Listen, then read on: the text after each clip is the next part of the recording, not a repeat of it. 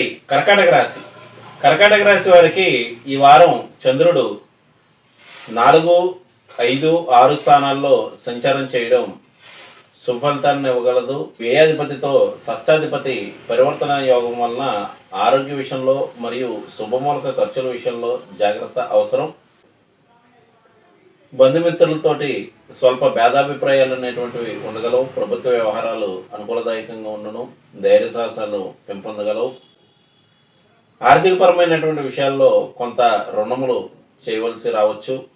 కుటుంబ సభ్యులతో భేదాభిప్రాయాలు వీరికి ఈ వారం ఉండేటువంటి అవకాశం కలదు. 12వ తేదీ నుంచి శుక్రుడు సప్తమ స్థానంలో సంచారం చేయడం వల్ల విందు వినోద కార్యక్రమాల్లో పాల్గొంటూ ఉంటారు. జీవిత భాగస్వామితో స్వల్ప భేదాభిప్రాయాలు అనేటువంటివి ఉండగలవు.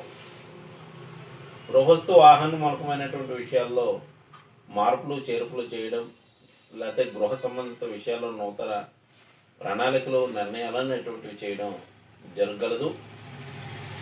వీరికి 15వ తేదీ నుండి రవి సప్తమ స్థానంలో సంచారం చేయడం వల్ల జీవిత భాగస్వామికి ఉష్ణ సంబంధిత అనారోగ్య సమస్యలు ఇబ్బంది పెట్టే అవకాశం కలదు.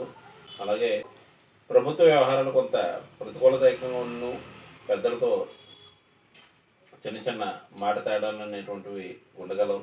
అహంభావ ధోరణి ప్రదర్శించేటువంటి అవకాశాలు కనిపిస్తూ ఉన్నాయి. ఇక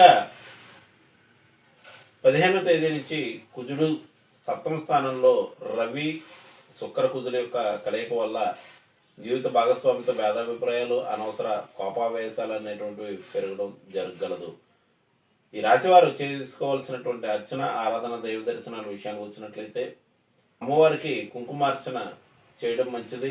రత్నమాలిక స్తోత్రాన్ని ప్రతిరోజు పఠించడం మంచిది. మరియు అమ్మవారికి మధుర పదార్థాలు నివేదించినట్లయితే వీరికి జీవిత భాగస్వామితో అనుకూలతలు అనేటువంటివి ఏర్పడగలవు.